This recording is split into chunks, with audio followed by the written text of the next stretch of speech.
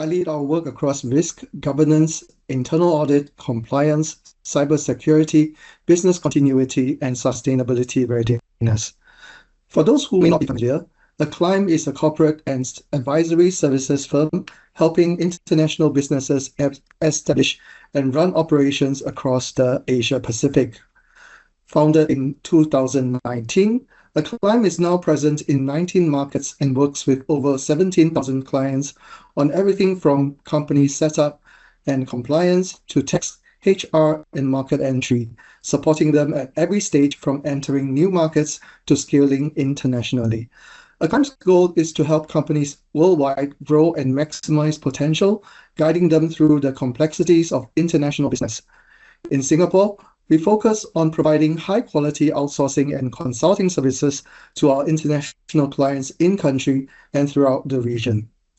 Today, we'll be talking about how finance leaders can strengthen visibility and governance in Singapore. The theme is simple. As big companies grow, it is not enough to be just set up. You also want to be in control and in a way that is practical, right-sized, and cost-aware, especially for growing companies. One quick note before we begin. Please type your questions into the chat anytime as we go along, and I will take them at the end.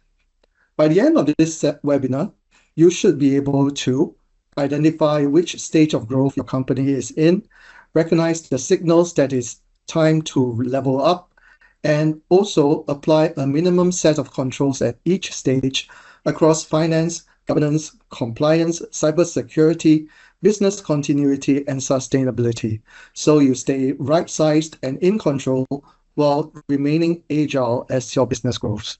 When leaders say they want better control, they do not want the thickest policy manual. They want a minimum viable control stack that provides dependable oversight without slowing down the business, which usually boils down to 4 practical outcomes.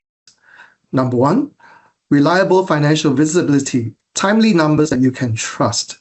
Number 2, predictable compliance with obligations met and no unpleasant surprises. And number 3, clear governance, decisions made with clear accountability and proper control. And lastly, management-ready reporting with insights that help leadership act quickly, especially in the current times. Yeah. To make sure that I focus on what is most relevant today, I'm going to run 2 quick polls now. They will pop up on your screen. So firstly, hold on. Yes. Yeah, first poll, where are you currently in your growth journey? Please select the number that best describes your organization today. Number 1, owner-led or early stage. Number 2, scaling or growth stage.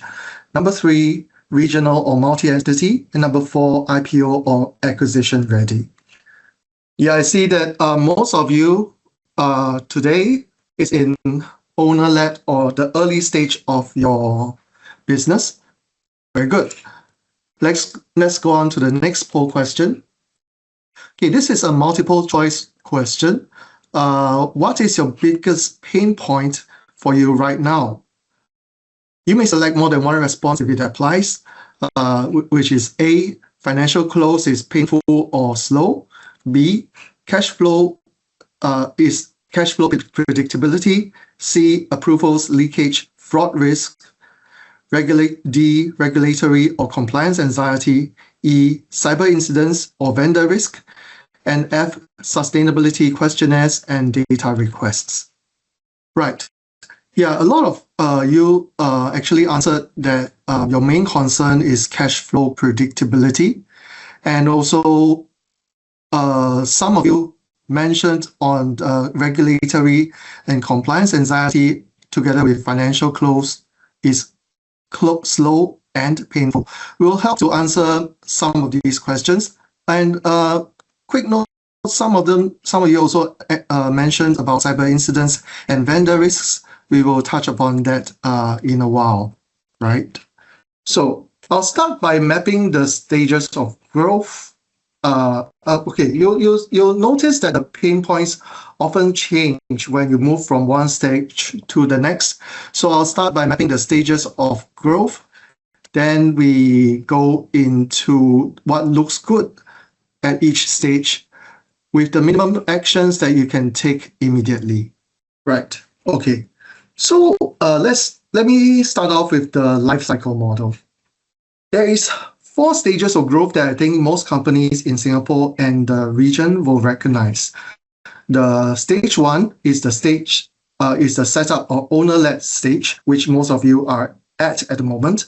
And typically, the business is usually in one country, the team is small, the founder is still the main decision maker. Finance usually runs on a mix of an accounting system and spreadsheets. At this stage, what keeps you safe is not complex policies, it is basic discipline and clarity.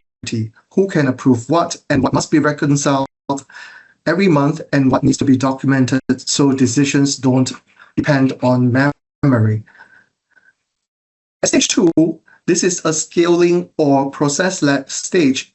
And at this stage, headcount grows and vendors multiply and the number of transactions jump. You start putting in SOPs and approval flows, not to slow people down, but also to keep pace as volume increases. This is usually when month end becomes a recurring pressure point, not because people aren't capable, but because the business has outgrown informal ways of working. The goal here is to make the business predictable. Predictable close, predictable compliance, and predictable approvals.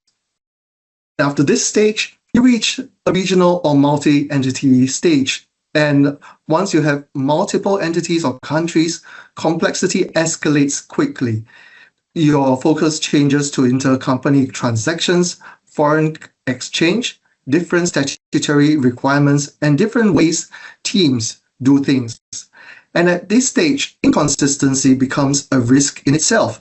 It becomes the same company but different rules. What works here is agreeing a small set of group standards, especially around reporting definitions, approval principles, key controls, and access discipline, while still allowing for local requirements. At the last stage is at the deal-ready stage, where you are ready to sell a business. This is where external scrutiny becomes real. Investors, buyers, and regulators don't just want to hear that you have controls. They want you to be able to prove that these controls work consistently. So controls need to be demonstratable, evidence-based, and repeatable, and not dependent on one or two key people or on reactive catch-up work or fixes when things go wrong or when scrutiny or deadlines hit. Now, this life cycle model is useful because it explains something important. As businesses scale, risk does not just go up, it changes shape. So in the early stage, risk is usually about dependency and informality. Too much sits with too few people. And when you start scaling, the risk shifts to leakage, errors, bottlenecks, and weak segregation because volume rises faster than routines. When you go regional, the risk becomes inconsistency and local compliance gaps, often made worse by reliance on different vendors and service providers. And when you become listing ready or deal ready, the biggest risk is not what you do day to day, it is whether you can demonstrate it clearly and with evidence consistently. So how do you know when it is time to level up, even before something goes wrong? There are some common signals. For example, financial close is consistently slipping or depends on one key person. Approval delays increase despite hiring more staff. Headcount grows and basic IT access discipline starts to break. Multiple entities or bank accounts create treasury blind spots. Regional expansion increases compliance obligations and deadlines become harder to track. Investors or customers ask for evidence, not just statements. And you also face a cybersecurity near miss. Examples are like phishing, invoice fraud, or ransomware. And customers may also ask for verifiable sustainability or supplier assurance data. If you recognize two or more of these situations, it usually means that the business has grown faster than controls can handle. And that is the point where small issues start to scale into big ones. So the principle is a minimum viable control stack. You do not want the thickest policy manual. You want something that you can control. The smallest set of disciplines that gives you dependable visibility and governance without slowing the business down.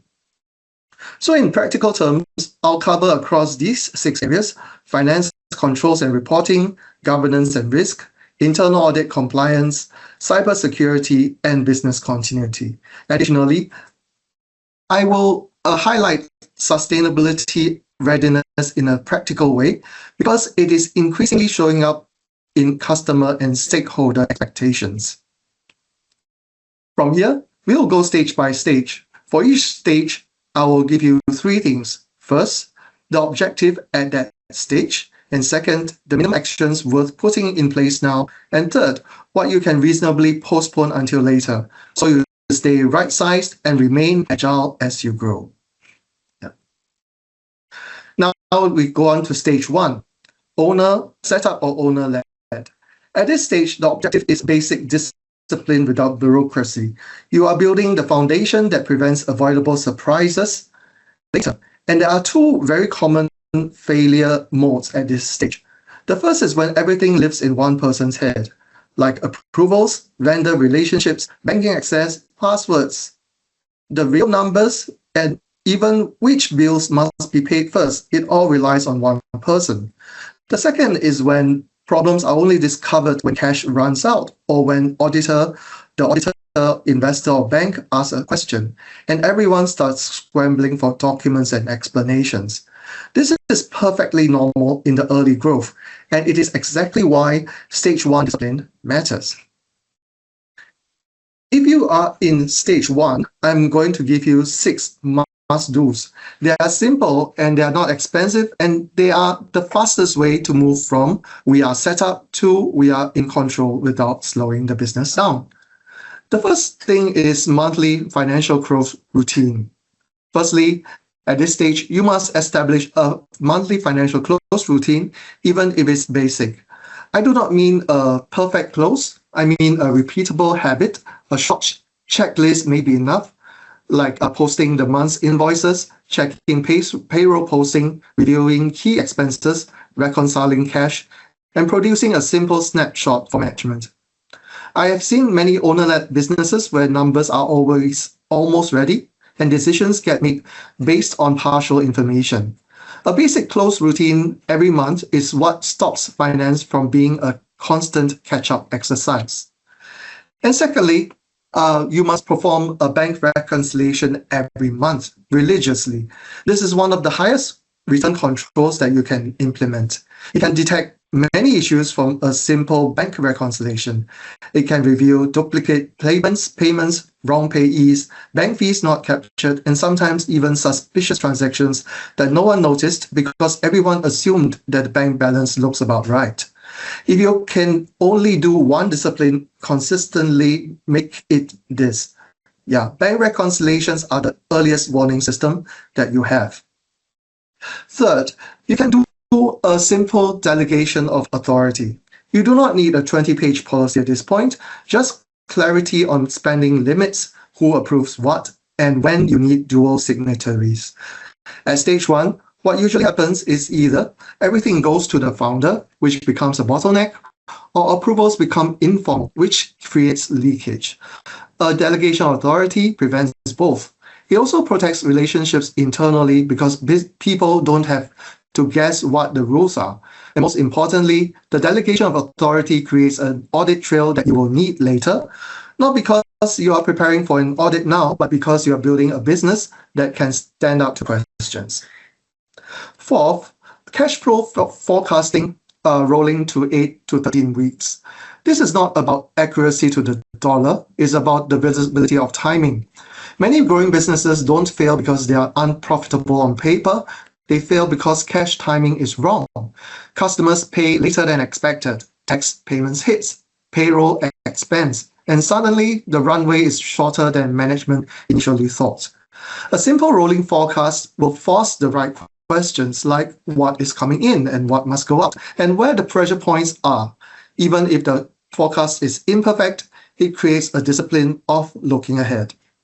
Fifth, having access hygiene for email and finance systems.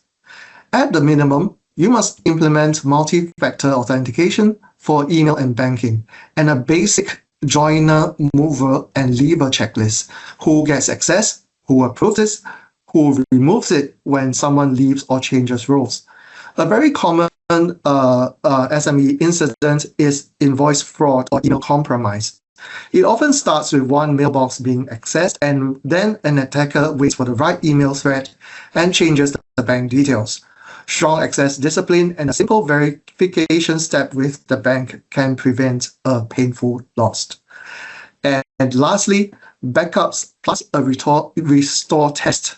Backups are not real until you test what you can restore.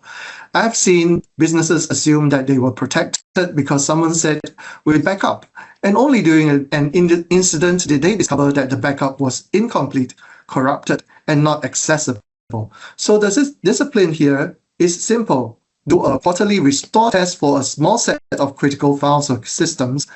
It is 1 hour of effort that can save weeks of disruption. So now, where does governance and compliance fit at stage 1? Some people hear risk and governance and think that it must be heavy. Stage 1 is not time to be heavy. Stage 1 is time for clear ownership. On governance, you could maintain a simple top 10 risk list, just the top picks that could stop the business or seriously disrupt it and what keeps you awake at night. Each has an owner and one mitigation action simply for management clarity. It does not have to be complex. Then on compliance, you can keep a compliance calendar, filing dates, licenses, tax deadlines, contract renewal dates. Many early stage problems happen not because a company is trying to do the wrong thing, but because the business is moving fast and something gets missed. So at stage 1, you can postpone heavy frameworks. You do not need a complex risk methodology, and you do not need a full internal audit plan. And you do not need to write policies for every scenario. But you do need discipline and evidence for the basics like approvals, reconciliations, access, backups, and cash visibility. Those basics are what makes the next stage easier rather than harder, right? So if stage 1 is about discipline, stage 2 is about predictability. Because once transactions volumes and headcounts increase, informal controls break, and the businesses start to feel the cost of firefighting. So stage 2, at the scaling of process-led stage, this is the stage where the business is no longer small enough to run on informal routines, but yet not large enough to have every depth in every function. Most teams feel stretched. Operations are moving quickly and sales is pushing, hiring is happening, and finance is expected to keep up, close on time, and still provide clarity. The objective at stage 2 is predictable performance. In practical terms, it means 4 things. You want to close faster and cleaner, you want to reduce leakage, you want to remove approval bottlenecks, and you still want to build basic segregation of duties, even if you do not have a large team.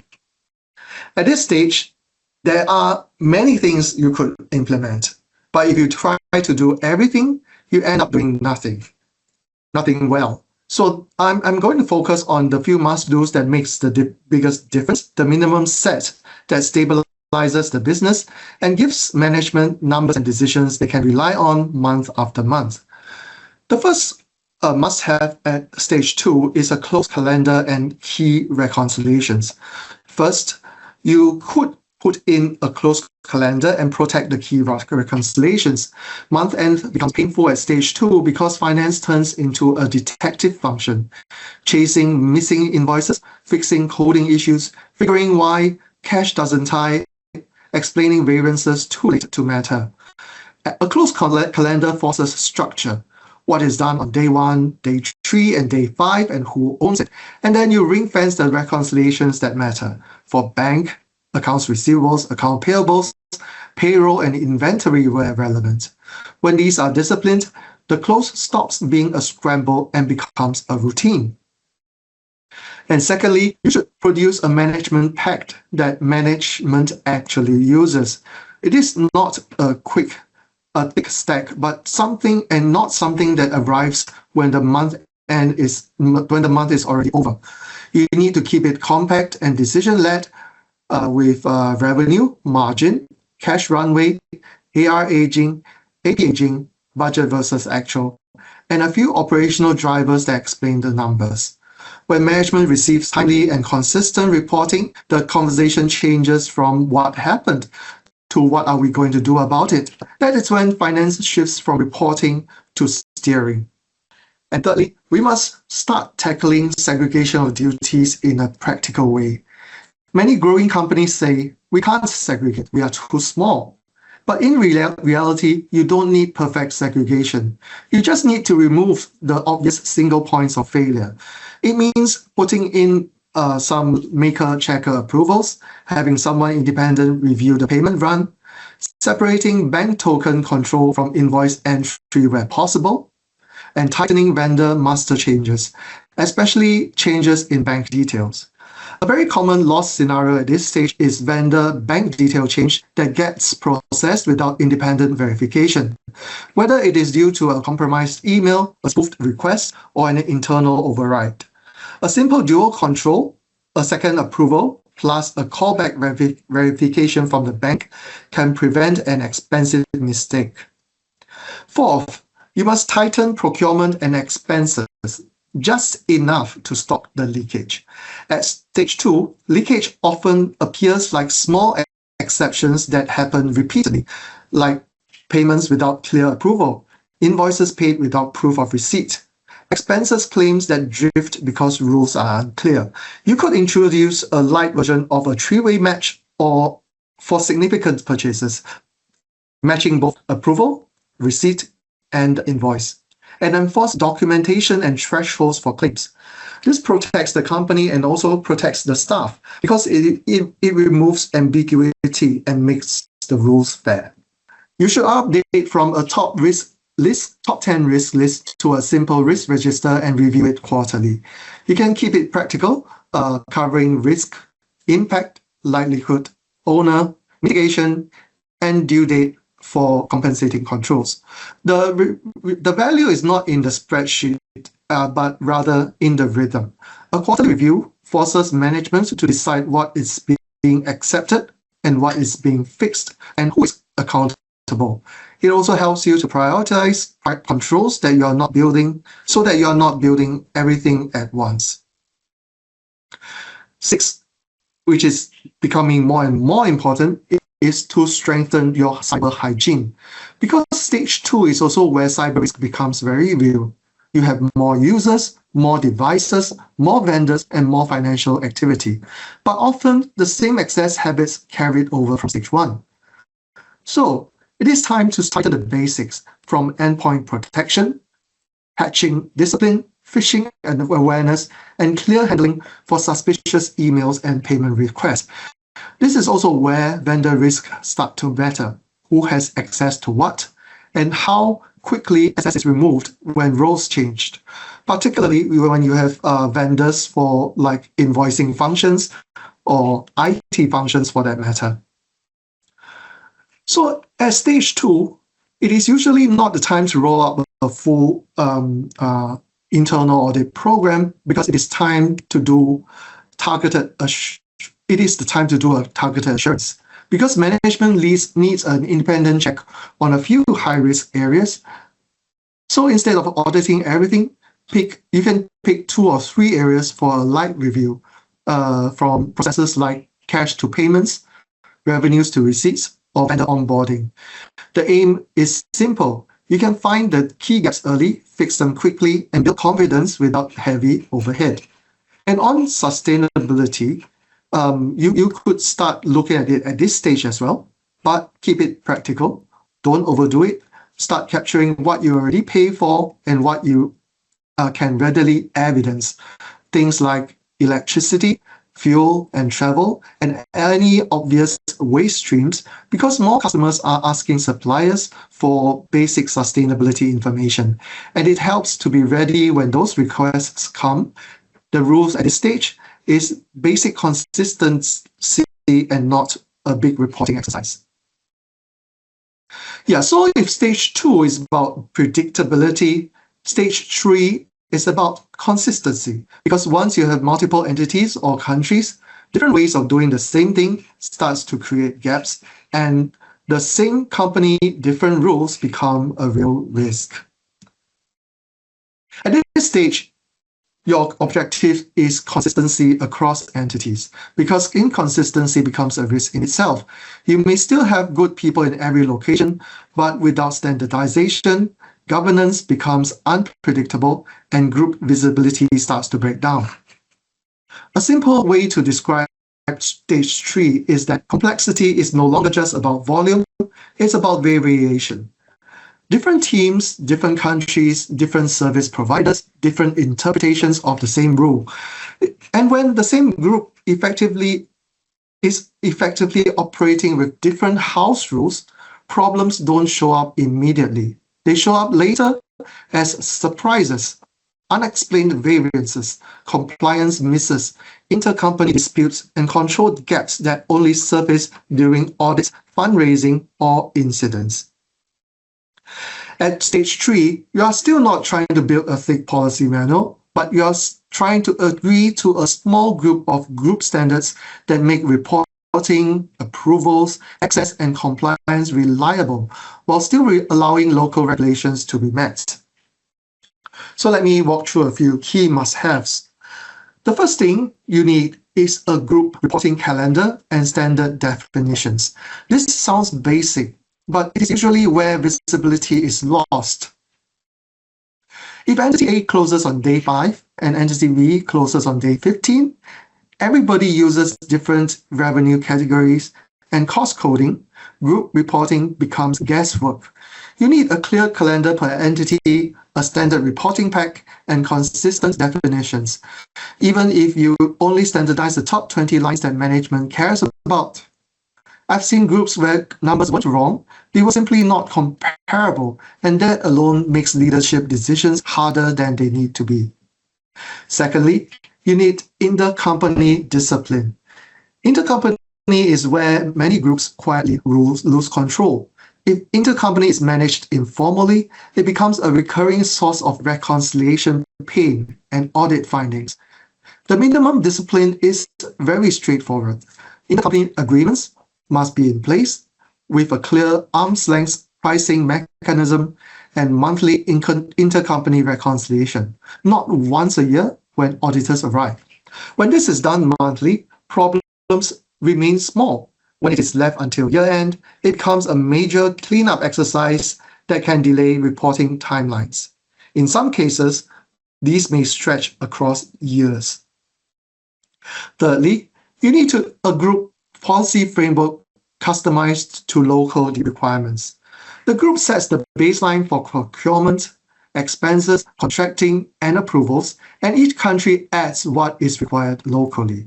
This avoids the common strict stage 3 situation where one entity is over-controlled and slow, while another entity is under-controlled and risky, and the group has no consistent view of decision rights. The goal is not to centralize everything, but to align the minimum standards so governance feels like one group and not a collection of separate businesses. Fourth, you need vendor oversight, especially where finance, payroll, or IT is outsourced. Many regional groups use external providers, and that is perfectly fine. The risk comes when oversight is informal and assumptions are not tested. The basic controls are simple: a clear service level access controls, monthly performance checks, evidence retention, and the right to audit where appropriate. A common issue I see for this area is gaps created by handoffs. Like, I thought the vendor did, and the vendor thought management approved it. Oversight closes that gap and makes responsibility clear.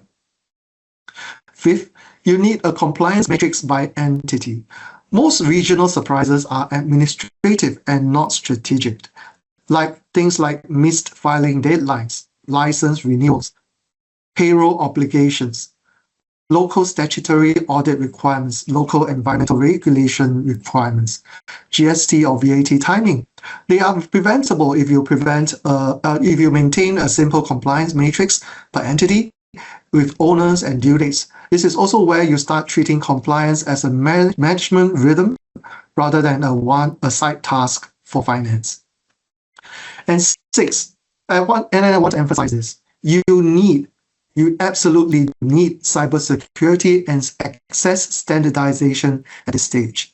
Stage 3 is where cyber risk increases sharply because the group has more users, more endpoints, more vendors, and often different IT practices in different countries.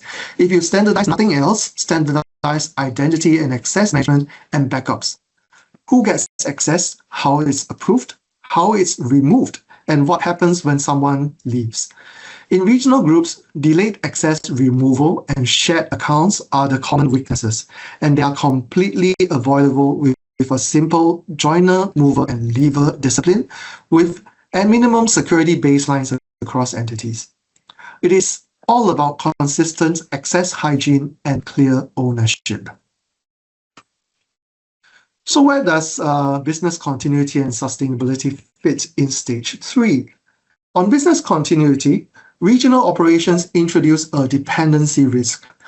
You can ask yourself two practical questions. If the finance manager in one country is suddenly unavailable, can you still run payroll and make critical payments on time? If a key vendor, like your accounting provider or your IT provider, is down for a day or a week, can you still invoice, collect, and operate? At stage 3, your BCP should cover the top 3 critical processes and top 3 dependencies. And you should run at least one tabletop exercise so everyone knows what to do when risk scenarios get activated. On sustainability, stage 3 is usually where supplier and customer questionnaires become more common, especially if you serve larger corporations. To answer the questionnaires properly, you will need governance to cover the basics like clear definitions, assigned owners, evidence retained, and a review and sign-off process to ensure that responses are consistent across the countries. You should treat this as part of your overall data discipline and even like overall close process, not just as a separate project.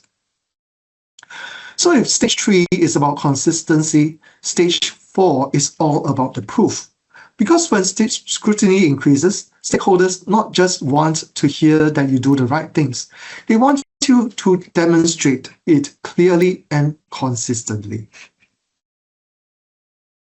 So at this stage, the objective is evidence and assurance. The business may be already operating well, but the environment changes because scrutiny changes. External stakeholders like your investors, buyers, lenders, regulators, and sometimes key customers will test not only your financials, but also how you govern decisions, how you manage risk, how you respond to incidents, and whether you can support what you claim with evidence. A simple way to describe stage 4 is this.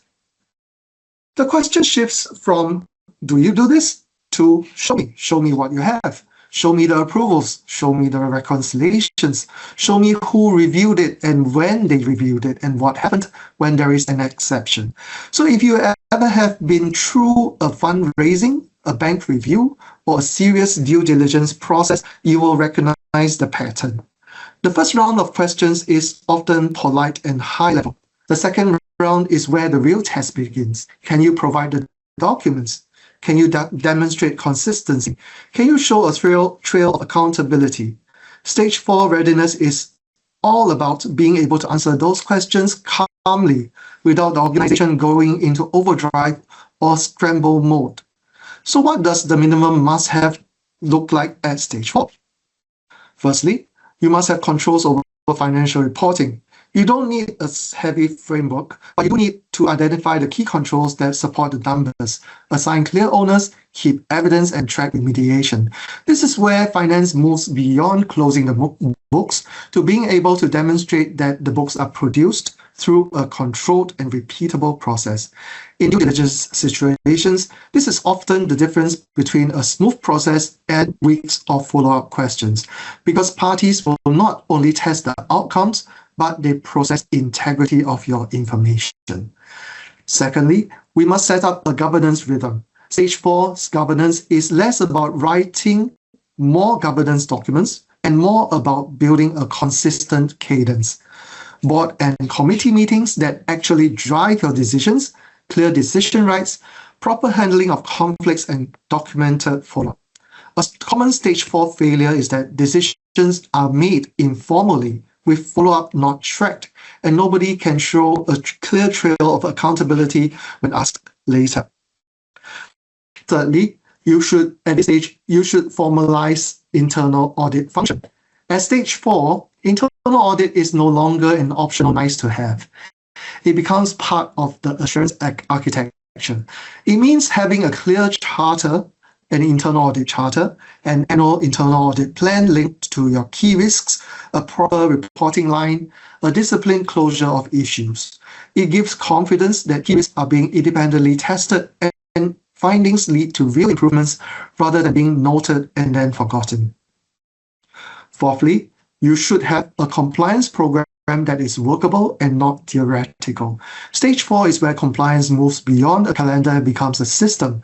Policies that are understood and training that is done and recorded, monitoring that is regular, and a way to handle incidents consistently. In our region, this often means particular focus on personal data protection, anti-bribery and corruption risk, and third-party risk, because regulators and investors tend to look closely at agents, intermediaries, and high-risk counterparts. You need something that is active, evidence, and followed through. Fifth, cybersecurity and cyber governance and testing. At this stage, the cyber questions shifts from, do you have antivirus, or how do you manage access, detect issues, to how you manage access, detect issues, respond, and recover. So you tighten privileged access management, improve logging and monitoring, run incident response drills, do periodic testing appropriate to your footprint. What stakeholders want to see is not just that you have tools. They want to see that the organization has a rehearsed response, knows who does what, and how they can contain impact. Cyber incidents are no longer viewed as purely IT matters. They become governance and business continuity matters. And at stage 4, sustainability questions often come through investors, lenders, or major customers. The key issue is data reliability. You don't have to have every metric perfect, but you do need governance over what you report, like clear definitions, clear owners, supporting evidence, review and sign-off, and controls over changes. In other words, you treat sustainability data with the same discipline you apply to financial reporting, because stakeholders increasingly make decisions using both financial and non-financial information. So if you step back, stage 4 is really about one thing: building a business that can stand up to scrutiny with confidence. You do not want a situation where the team is constantly reacting to questions, searching for documents, and explaining after the fact. You want to be able to say calmly and credibly, here is how we run the business, and here is the evidence, and here is how we follow through when issues arise. With that as a foundation, I'll now make this concrete with 3 short examples. Each one shows a common situation and what leveling up looks like in a way that stays right-sized and practical. Okay, firstly, let me start with a very common scenario. In many growing companies, the founder approves almost everything, right? He feels safe because you think if I approve every payment, nothing will slip through.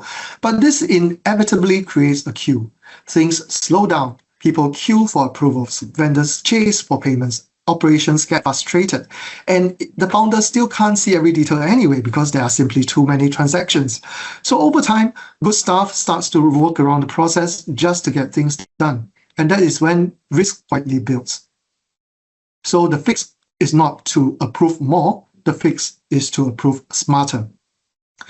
Firstly, you should set simple approval bands. Small routine items will now be approved by assigned managers and will move more quickly. Only the bigger or unusual items need to be escalated to the boss. That is just a clear delegation of authority. And second, for payments, separate preparation from release. One person prepares the payments, another person checks and approves the release. That alone removes a lot of risk. It also creates a clear trail that will become useful later when questions are asked. And third, instead of the founder trying to read every notice, do a short monthly review. Look up the top vendors. Look at any unusual spikes. Look at exceptions. Look at big variances against budget. In 10 minutes, the leadership can now see what matters. If something looks off, you can still drill in, but you're not forcing everything through the same bottleneck. When you do this, approval becomes faster and control improves because you stop spending time on routine items and start seeing exceptions clearly. I'll jump through this due to time, and let me go to the third scenario. The third scenario is invoice fraud or cyber incident. A payment comes in, and a payment request come in. It looks normal. It might even sit inside a real email thread that you have been using for months. But something is off. The bank account is different, or the wording is unusually urgent. Please pay today, the email says.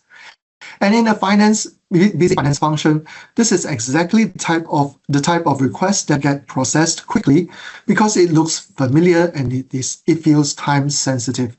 This happens more than people expect.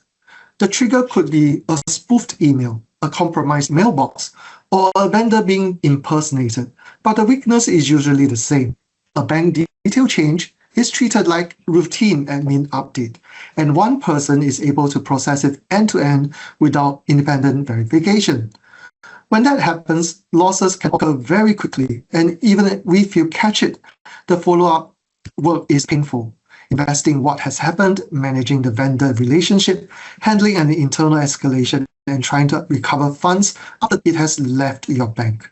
So what is the practical fix? Firstly, you could enforce multi-factor authentication for email and banking. This is a basic cyber hygiene. It reduces the likelihood of account takeover, which is a common starting point for payment diversion. Secondly, treat vendor bank detail changes as high risk, always.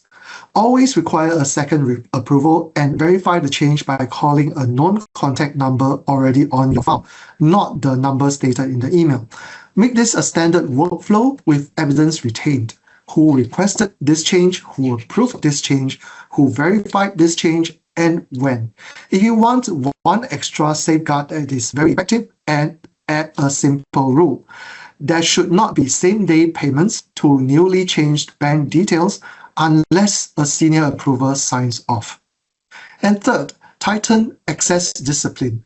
Access should be granted on approval, reviewed when rules changed, and removed promptly when staff leave. Avoid shared accounts. Many incidents are enabled by basic housekeeping gaps, like dormant accounts, shared credentials, or access that was never revoked. Fourthly, ensure that you have backups and that you restore those backups. Backups will only help if restoration is fast and reliable, and so do a periodic restore test for critical files or systems. Finally, you should also keep a one-page incident response guide on who to contact, what to isolate, what evidence to preserve, and who has decision authority. When incidents happen, the first hour matters a lot. Clarity prevents confusion and limits damage. As a result, you don't just reduce the chance of loss, you also reduce the impact and recovery time. Most importantly, you learn to slow down at the right moment when money is moving. Okay, let me close off today's session with a simple 90-day roadmap. This is practical, and you can apply it regardless of which stage you are in. The idea is to build control in the right order so you can get results quickly without creating unnecessary overhead. Think of it as moving from basic control to predictable routines, to resilience, and finally to repeatability. In weeks 1 to 2, you should stabilize the basics, put in a delegation of authority, a simple close checklist, and make bank reconciliations as a discipline. Not something you do when you have time. These 3 controls alone will immediately improve your visibility and reduce avoidable surprises.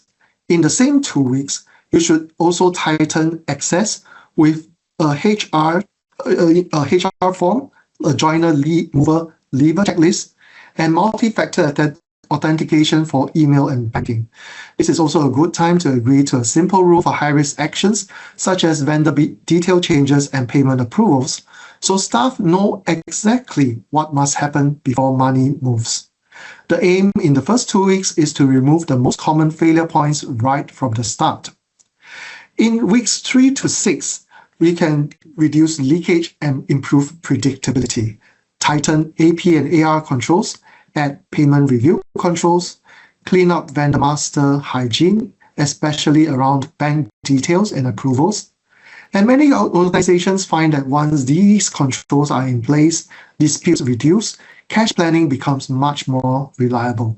At the same time, you can start a simple risk register. Nothing fancy, just clear ownership on what keeps you awake at night and a quarterly rhythm. If you do one additional thing in this phase, make it a short management routine, a monthly review of the top spend categories, aging, and exceptions. This is where you begin shifting from we react when something goes wrong to we spot issues early and deal with them calmly. In weeks 7 to 10, you should build resilience. Do a backup restore test, not just backups, so that you can know that you recover quickly and confidently. Put in a one-page incident response guide that sets out who to contact, what to isolate, what evidence to preserve, so that the first hour is not chaotic. Then run a short BCP tabletop exercise for your top 3 critical processes, for example, payroll, customer invoicing and collection, and payments, so people know what to do when something goes wrong. Because those are areas where disruption hurts fastest. The output should be simple and usable. Key dependencies, alternative steps, and a few actions that must happen within the first day to keep the business running. Lastly, in weeks 11 to 13, you should make it all repeatable. Produce a monthly management reporting pack that leadership actually uses. Maintain a compliance calendar and keep remediation tracking for issues found. Because fixing issues once is good, but preventing them from recurring is where it really matters. It is also where you lock in ownership, who signs off on key reconciliations, who reviews exceptions, how to follow up, how follow-ups are tracked. When these routines are in place, you are no longer relying on effort and memory. You have a rhythm that the business can scale with, and that is what keeps you right-sized, in control, and still agile as you grow. So before I hand it off over to Q&A, let me leave you with 3 takeaways to keep in mind for today's seminar. Firstly, we should build controls in stages. Don't overbuild early. Start with the basics that create visibility and discipline, and then add structure only when the growth demands it. If you try to implement everything all at once, you risk creating process fatigue, and people will work around the system, and that is not what you want. Secondly, focus on discipline, predictability, consistency, and proof as you move through the life cycle. Each stage has a different priority. So the question is not what is best practice, but what is the next best step for where we are today. And thirdly, the goal is control that supports growth, not controls that slow down the business. The goal is to have clearer decisions, fewer surprises, faster recovery when things go wrong. So management can move with confidence, not with caution. So yeah, so thank you for the attention, and I'll now take questions from the chat. We have about 6 minutes remaining, and I shall keep the answers concise so that we can address as many issues as possible. Yeah, so I do not see any questions. I see someone is typing, Rowena. Yeah, since most of you are in the owner stage, right? So the question you might be asking is that we are small, but how do we do segregation of duties? If you do not have enough people, you do not need to, realistically, there might be only be 1 or 2 people. So the question here is to build in checks and balances so that if one person does one thing, the other person should check. This will reduce the reliance on one person, and to make it more explainable when you approve certain decision, when you make certain decisions. Yeah. So like maker and checker, independent review of payment runs. So probably one owner makes the payment run decision, and another owner checks through the invoices. So and thirdly, regarding the vendor detail change, quick callback with the bank with the detail changes is something that you should implement in your controls. Okay. Secondly, is probably a question when you should start internal audit. Yeah, questions like this. I mean, in the owner stage, of course, you do not need an internal audit, so you can just implement the controls that I mentioned earlier. But at stage 2, you can move on to some targeted reviews, like for your cash and receivables, your bank forecast, cash flow forecasting and things like that to address the key risk areas. And at stage 3 and 4, that's where the main internal audit work should be kicked off and should come in regularly. Okay. Yeah, so Rowena asked, which is more efficient for our process, monthly or quarterly GST VAT reporting? So depending on your GST registration status, I think you should do at least a quarterly GST and VAT reporting process. It will, probably if you're small, the invoices within 1 month is not a lot. So that could be deferred to maybe 3 months. I think a quarterly cadence makes more sense in this case. Yeah, I see Gary is typing something. Okay, so as Gary is typing, I will just address one more question. Like, what are the top controls that investors ask for? So at this stage, you may not be like IPO ready or what, but then there might be business owners who are looking to sell their business.